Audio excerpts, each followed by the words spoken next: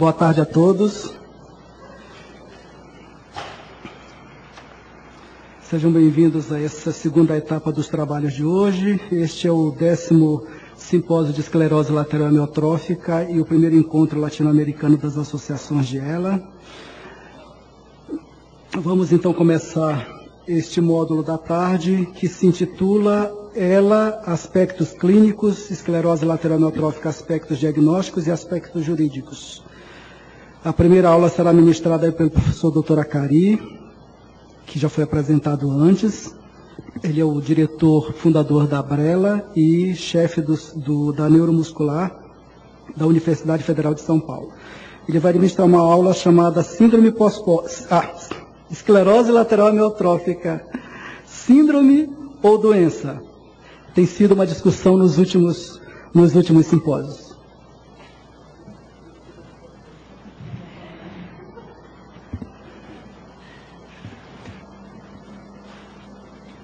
Novamente, um agradecimento especial por estar aqui hoje. Em relação ao tema que coube, falar a respeito de doença ou síndrome, se esclerose lateral amiotrófica pode ser considerada uma doença ou síndrome. É importante considerar que na via motora, aquela que vai controlar o movimento, nós temos aquelas células no corpo anterior da medula que são afetadas. Quando há um comprometimento dessas células, nós chamamos de síndrome que envolve o neurônio motor. Isso gera bastante confusão do ponto de vista de semântica. Nós temos as doenças que mimetizam o acometimento do neurônio motor, por exemplo, o hipertiroidismo. As doenças que acometem secundariamente o neurônio motor, por exemplo, linfoma, discrasia sanguínea. E as doenças que comprometem primariamente o neurônio motor, exemplo, poliomielite, síndrome pós-pólio, atrofia muscular espinhal, e um grupo denominado de doença do neurônio motor / esclerose lateral amiotrófica. Essas chamadas neuronopatia motora, elas têm a poliomielite, a síndrome pós-pólio, a atrofia muscular espinhal, que é a doença genética, e as doenças do neurônio motor. Quando nós falamos doença do neurônio motor, nos Estados Unidos, ela é conhecida como doença de Lou Gehrig. Por sua vez, no Reino Unido, doença do neurônio motor. Já na França, é conhecida mais como doença de Charcot. Fazendo parte desse grupo, existem 4 formas de manifestação clínica. Uma delas, que é um comprometimento primário do primeiro neurônio, que é conhecida como esclerose lateral primária. Outra, que tem um comprometimento do corpo celular do segundo neurônio, que é atrofia muscular progressiva. Não confundir com atrofia muscular espinhal, que é genética e aqui é degenerativa. Aquela que inicia-se com envolvimento bulbar, com disfagia, disfonia, desartrofonia, que é a paralisia bulbar progressiva. E aquela que envolve, ao mesmo tempo, o primeiro neurônio e segundo neurônio, que é conhecida como esclerose lateral amiotrófica. O simpósio, como vocês viram, é um simpósio de esclerose lateral amiotrófica / doença do neurônio motor. Por qual razão? Porque 70% de todos os quadros clínicos desta família são de esclerose lateral amiotrófica. Por isso que é uma sinonímia, praticamente para todas as outras formas, de esclerose lateral amiotrófica.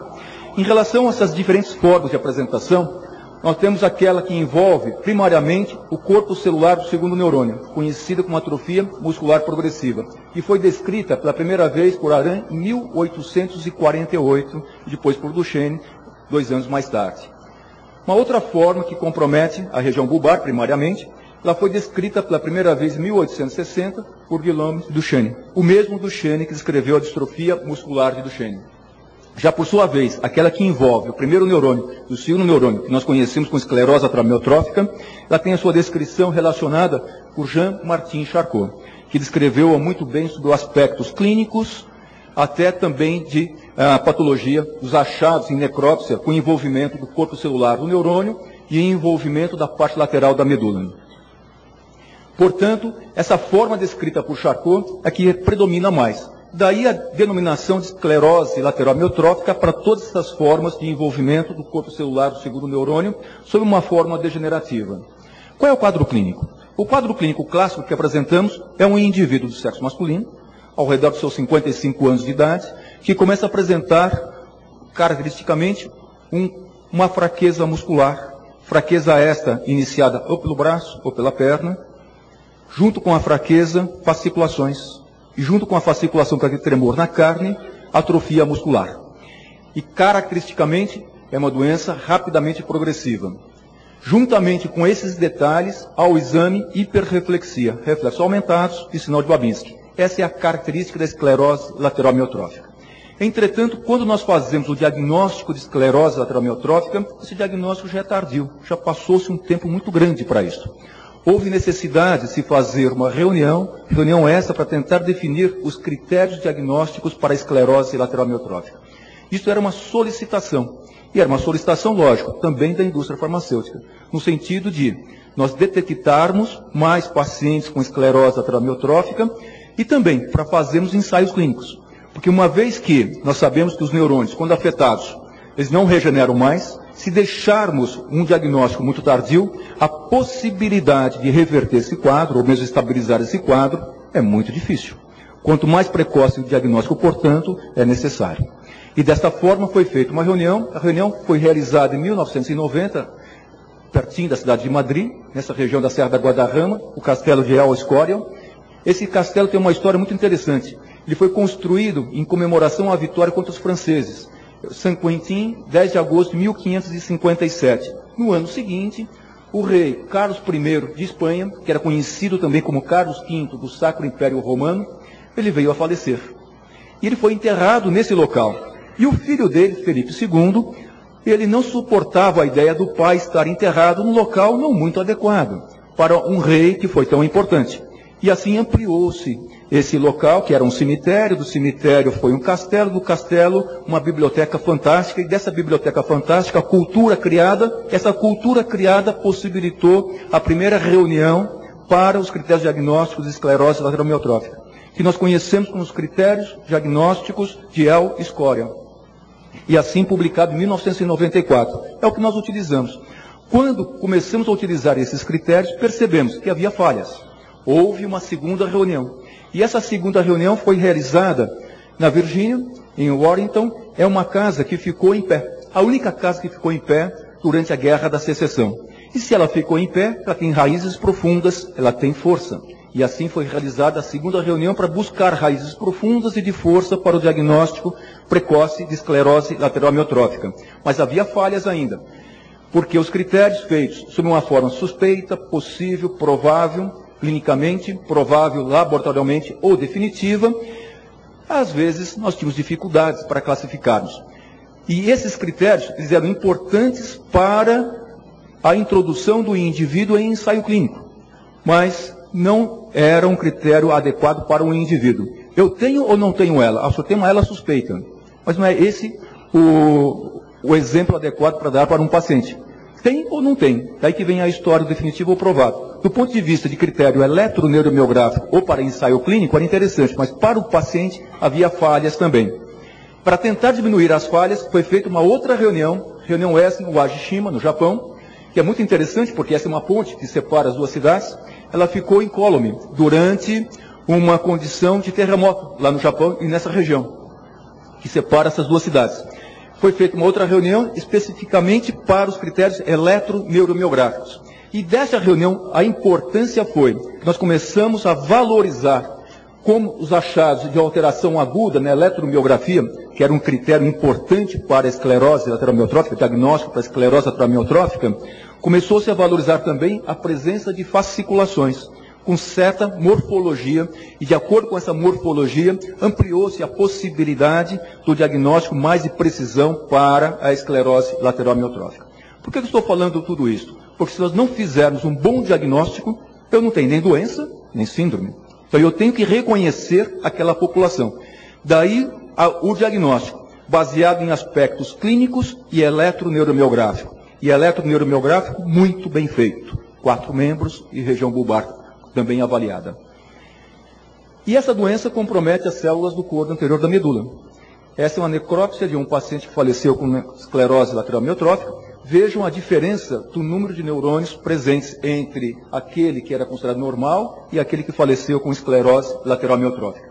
E essas células morrem. Por que elas morrem?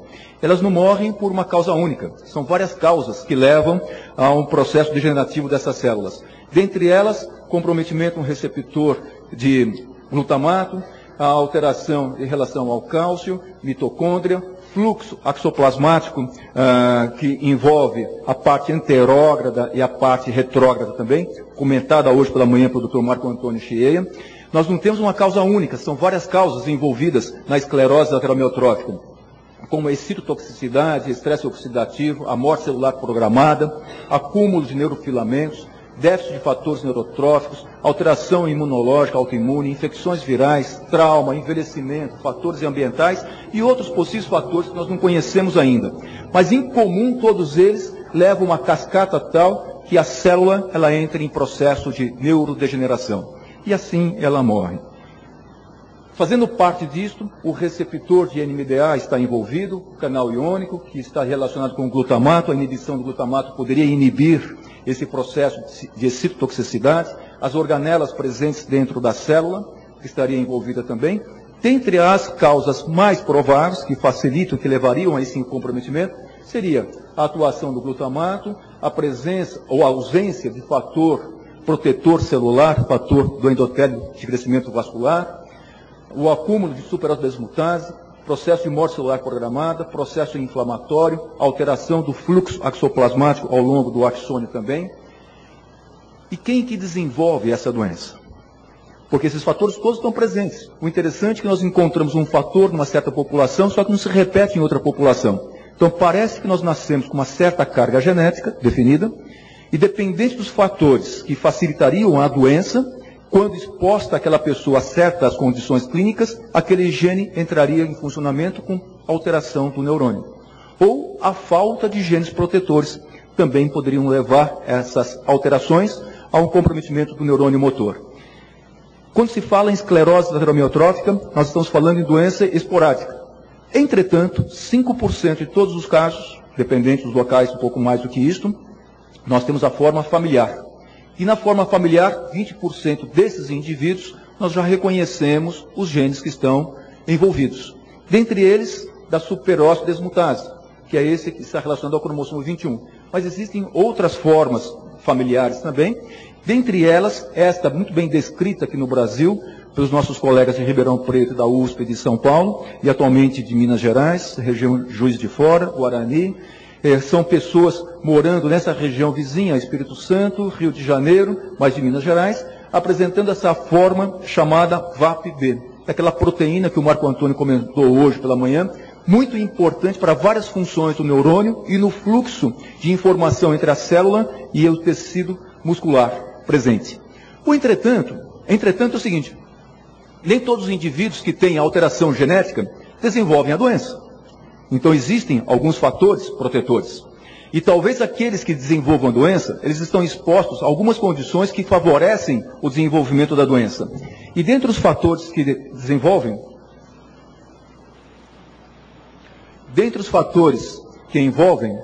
podem ser as defesas antioxidantes que faltam para os indivíduos, como a falta de enzimas de reparo que levam à alteração também, ou uma alteração das oxidações das proteínas e dos lipídios. E o que leva a essa alteração? Por exemplo, as radiações, poluentes. O que leva mais? As infecções, traumas, e os traumas, não só físicos, podem ser também traumas psicológicos. E desta forma, aquela cascata de degeneração, ela vem para os indivíduos. Ou a falta de substâncias neurotróficas, aquelas substâncias que controlam a informação entre uma célula e outra célula. A deficiência dessas substâncias levaria a um processo de degeneração do neurônio. Do ponto de vista populacional, algumas regiões têm mais doença que outras. Vamos estudar essa região. Uma delas, a 2.000 quilômetros do Japão, 2.000 quilômetros das Filipinas, Ilhas Marianas. A ilha mais ao sul, Ilha de Guam. Na Ilha de Guam, existia 100 vezes mais vezes esclerose lateral amiotrófica, quando comparada essa população com o restante do mundo. O que tem de diferente lá? O que tem de diferente lá é um hábito alimentar. E os indivíduos lá adoram esse bichinho, morcego. E esse bichinho, alimentado por essas pessoas, ele gosta desse fruto, e esse fruto que está numa palmeira tem uma substância, cicade, e essa substância tem um aminoácido excitatório, quando acumulado no morcego, e o indivíduo comendo o morcego por anos, ia desenvolver um quadro de toxicidade. E essa substância atuaria no motoneurônio, levando a um quadro de degeneração. E atualmente ocorreu uma diminuição grande da esclerose lateral amiotrófica nessa região, ao mesmo tempo que também diminuiu a quantidade de morcegos nessa região. Ou seja, parece que existe realmente uma relação direta nessa história colocada. Qual outra população que tem mais doença? Dentre elas, por exemplo, esportistas. Veja só, Lou Gehrig, cujo nome está atrelado à doença esclerose lateral amiotrófica nos Estados Unidos. Esse indivíduo, aos 23 anos de idade, tornou-se profissional de beisebol. Aos 35 anos de idade, ele estava no auge da forma técnica dele, mas eis que ele desenvolve um quadro clássico de esclerose lateral amiotrófica, cuja evolução foi dramática. Em 2 anos, ele estava morrendo. Com 37 anos de idade, ele estava morrendo. Muito rápida a doença para ele. Outros indivíduos famosos que desenvolveram esclerose lateral amiotrófica. Exemplo, Charles Mingus, grande musicista, desenvolveu a doença. Por onde começou a doença? Pela mão direita dele, a mão que embalou tantos sonhos de tantos indivíduos, de tantos casais. Foi uma doença que não foi tão rápida para ele como que foi para Lou Gehrig. Ele veio a falecer com 7 anos de história de doença. Outros indivíduos famosos que desenvolveram a doença, David Niven, 98 longa-metragens. Ele fazia uma e terminada, começava outra, terminada outra longa-metragem. Ele encontrava-se num programa de televisão, perguntando-se a ele qual que seria o próximo passo. Ele disse: eu estou ficando cansado, eu não estou conseguindo mais trabalhar como trabalhava antes, a minha voz está ficando estranha, a minha mão está ficando um pouquinho fraca. E uma pessoa por telefone falou: eu acho que eu sei que ele tem esclerose lateral amiotrófica. Ele internou-se com um pseudônimo e realmente era a doença. Foi-lhe dado um prognóstico sombrio, ele resolveu passar o restante dos dias da vida dele no castelo que ele tinha na França, e não ficar internado em hospital e nem atender às orientações médicas. Eu acho que ele fez muito bem. Outro indivíduo que desenvolveu a doença, Dmitri Shostakovich, também maestro e compositor, e começou a doença na mão também que fazia o embalo dos instrumentos e o controle dos instrumentos. Outra pessoa que desenvolveu a esclerose amiotrófica, Mao Tse-tung, grande líder chinês, e começou a doença pela perna, mas nós não temos grandes informações a respeito, como foi a instalação, porque eles guardavam essas informações às 7 chaves. Outra pessoa famosa com esclerose lateral amiotrófica, Stephen Hawking. Stephen Hawking começou a doença pela perna direita aos 21 anos de idade, quando tinha acabado a faculdade. Nessa oportunidade ele passou por uma avaliação intensa. Nessa avaliação ele apresentava-se com fraqueza muscular, o exame feito com líquido cefalorraquiano, um exame chamado mielografia e biópsia de músculo. Falou-se: o senhor está com esclerose lateral amiotrófica. Trata-se de uma doença degenerativa, evolutiva, irreversível, incurável, fatal, e o senhor vai morrer em 3 anos e meio, 4 anos. Eu acho que o senhor tem que aproveitar a vida. E assim ele resolveu aproveitar. 1 livro, 2 livros, 3 livros. 46 anos depois, o grande problema dele hoje é que os médicos dele morrem. Todos. E ninguém quer mais ser médico dele, por causa dessa condição. O que esses indivíduos têm em comum?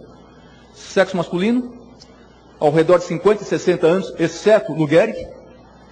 Esportistas, uma grande parcela deles. Comprometimento motor puro, sem alteração sensitiva, sem alteração esfincteriana, sem alteração cognitiva. E todos eles, praticamente 1 ano para o diagnóstico, que aparece. Isso desde aquela época, e hoje continua a mesma condição, ou seja, 1 ano para o diagnóstico. O que nós temos de estudo na Escola Paulista de Medicina?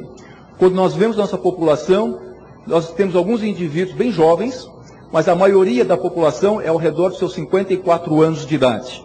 O que nós temos em comum? Predominam mais homens do que mulheres. Uma proporção de 3 homens para 2 mulheres. Entretanto, quando nós vamos na história de novo, nós vemos que as primeiras descrições, elas são de mulheres. Sir Charles Bell, a primeira descrição de esclerose lateral amiotrófica que nós temos, 1830, era uma mulher. A descrição de Charcot, também a primeira descrição dele, em mulher, são 2 mulheres. que apresenta, e depois a melhor descrição de Elizabeth P., também mulher, que aparece. Quando nós vamos estudar melhor essa população, nós vemos que a distribuição é de 3:2, mas quando vamos avaliar na população depois dos 70 anos de idade, mulher é igual a homem ou um pouquinho mais frequente do que homem. Ou seja, elas têm um fator protetor que os homens não têm, que aparece. Isso possibilitando que elas vivam mais tempo. E quando elas perdem esses fatores protetores, a prevalência torna-se igual àquela dos homens. Então tem alguma coisa relacionada ou com estrógeno, ou com outras substâncias femininas que favorecem maior proteção da doença. Tem outra característica, é uma doença motora, parte apendicular, braço, perna, compromete a musculatura da fala, a respiração, mas alguns músculos são mais resistentes. Os músculos que controlam a movimentação do olhar. Os músculos que controlam os esfíncteres, xixi e cocô. Eles são bastante resistentes para o comprometimento dos neurônios na esclerose lateral amiotrófica, diferentemente de outros neurônios também. Ou seja, embora seja motoneurônio, tem uma diferença regional de comprometimento entre um e outro. Todos esses indivíduos formam motora pura, mas alguns desenvolvem comprometimento cognitivo. E esse comprometimento cognitivo, como o paciente que nós acompanhamos, com um quadro de afasia progressiva, começou a perder a capacidade de falar. Pensava na palavra, mas a emissão dela não era conseguida. Um quadro de afasia progressiva, com uma ressonância magnética mostrando alterações bastante importantes. Um outro quadro, conhecendo-se melhor hoje, chamado demência frontotemporal, que compromete uma certa parcela de pessoas com esclerose lateral amiotrófica. Um quadro diferente daqueles indivíduos mais famosos que nós colocamos anteriormente. Outras condições começaram a aparecer. Qual é o prognóstico? 3 anos e meio, mais ou menos, de sobrevida. Mas alguns indivíduos teimam em viver mais tempo, como esse chamado Stephen Hawking. Quais são os fatores, portanto, que predispõem uma longevidade maior? Ou quais são os fatores que fazem com que a doença seja mais rápida também? Nós temos que aprender essas condições. Apresentando-se isto, a pergunta é, se esclerose lateral amiotrófica é doença ou se ela é síndrome? Aí nós temos que ir nos conceitos, conceito de doença e conceito de síndrome. E tem uma discussão que pode ser muito bem vista em relação à discussão de Platão e Aristóteles, entre o céu e a terra também.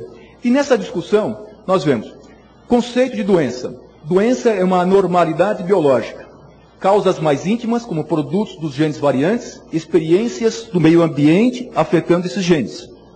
Por exemplo, a esclerose lateral amiotrófica na ilha de Guam, com alimentação lá com morcego. As causas mais remotas, os mecanismos de mutações com seleção e efeitos fundadores. Exemplo, a VAP-B em relação a Minas Gerais, que tem. Doença. As causas geralmente atuam em associação umas com as outras. Por exemplo, uma lesão mais predisposição. O tempo entre a causa e sintomas é geralmente longo. Quando é que começou a doença? Não começou ontem. Não começou há 2 meses. Ela começou há mais tempo, com certeza absoluta. Vai tendo o envolvimento do neurônio, ele vai sendo recuperado de uma forma ou de outra, mas chega uma certa hora que o comprometimento é mais intenso. Quadros de doença em suas essências totalmente diferentes. Podem apresentar uma aparência externa coincidente e vice-versa. Muitas vezes, igualzinho, doenças distintas com manifestação clínica igual. Doença vem do latim, dolência, padecimento. É o estado resultante da consciência da perda da homeostasia de um organismo vivo, total ou parcial. Esse estado pode cursar devido a infecção, inflamação, isquemia, hemorragia, modificações outras, várias que levam ao comprometimento. E nós temos necessidade de dar o nome. Jesus Cristo fez vários milagres e não se tinha um nome da doença para os milagres, exceto para a lepra. As outras não tinham. Mas nós precisamos dar nome. Tanto que nós temos um livro chamado CID-10, existem várias doenças lá, e os convênios exigem que nós coloquemos o código disso, para nós entendermos do que nós estamos falando. O nome é uma conveniência, é um propósito logístico, econômico, pagamento, entendimento. Tem um outro conceito muito importante, o conceito de epistemologia, que vem de episteme, que é igual a conhecimento, que vem de logos, o estudo do conhecimento. Um dos indivíduos relacionados com esta com esse conhecimento, Michel Foucault. Relaciona-se, portanto, a epistemologia com a metafísica, com a lógica, com a filosofia da ciência. Quando nós falamos em conhecimento, conhecimento é um pedacinho. É um pedacinho das nossas crenças que são verdadeiras. Nós todos temos crenças. Nós todos acreditamos naquilo que nós crescemos com aquilo. Mas nem tudo aquilo que nós acreditamos é verdade. E um pedaço disso que se engloba é o conhecimento. Mas não é todo o pedaço que se engloba, é um pedaço menor ainda. É aí que vem a nossa parte, a importância desse simpósio, para chegarmos nesse pedaço, no conhecimento. E através disso, para passarmos as informações mais adequadas para os indivíduos. Exemplo, célula-tronco, tanto que a gente vê em relação à internet. E estamos vivendo a fase da medicina baseada em evidência de internet também. Nós temos que separar essa informação, o que é crença, o que é verdade, daquilo que aparece para nós. O corpo doente, ele manifesta-se com sintomas, enquanto que o tecido, os órgãos, é que estão doentes.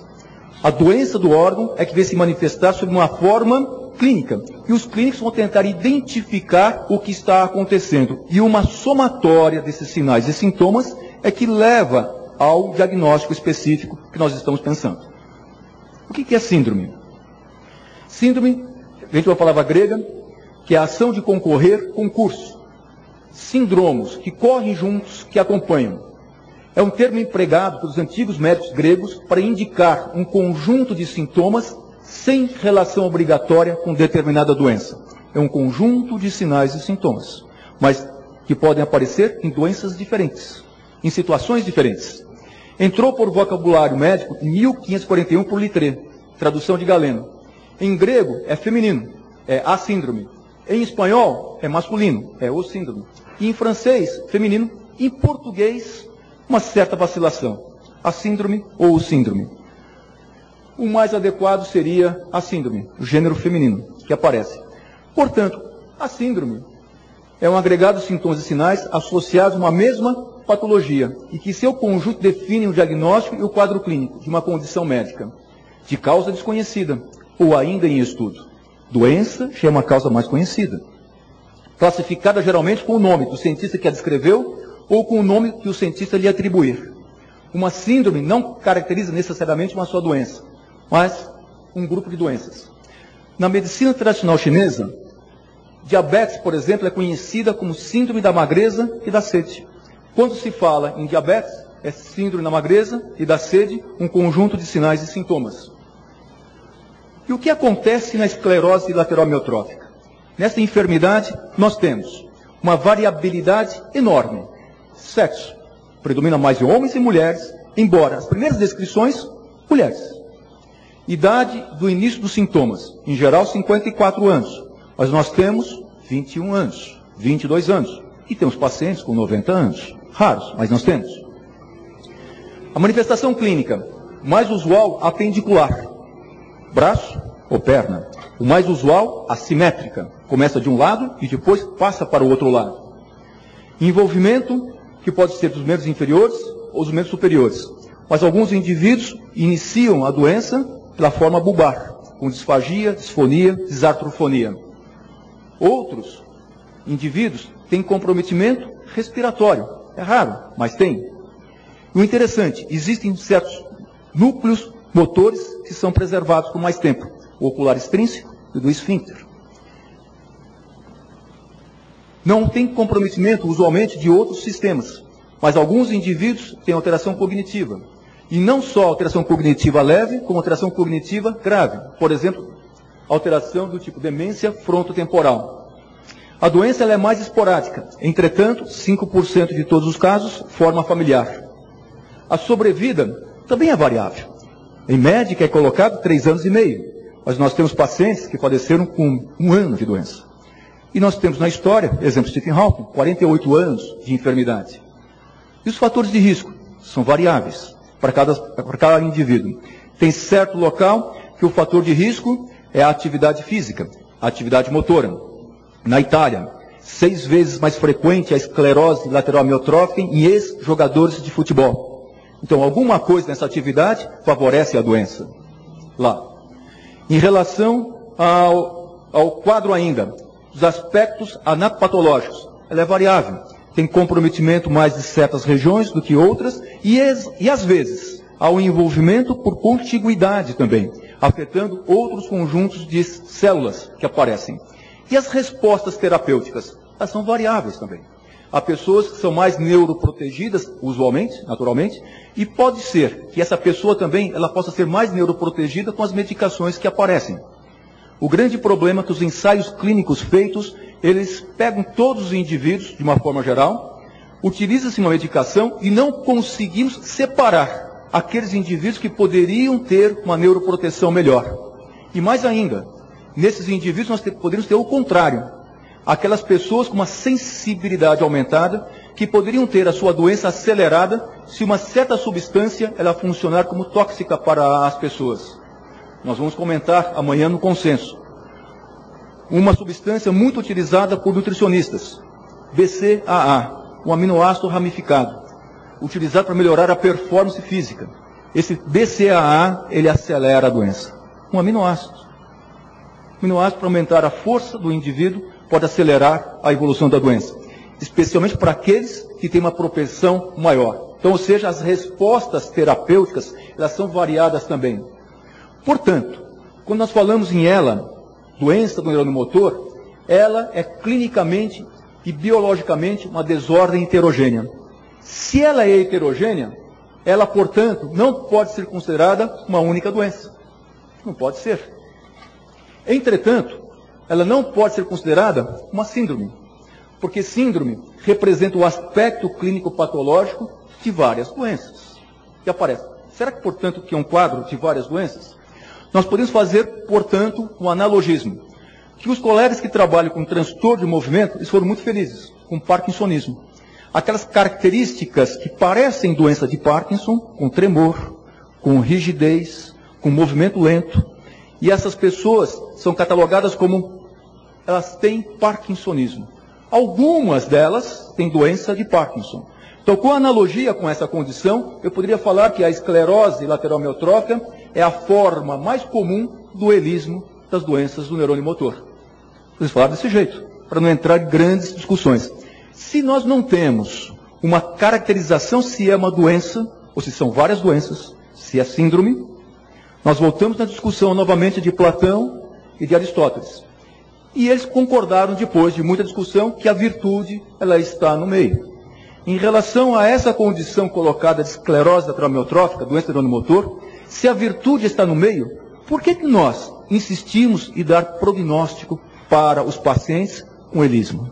Se eles podem ser indivíduos representando uma doença de uma ponta com um prognóstico muito melhor, enquanto que outros têm um prognóstico mais reservado.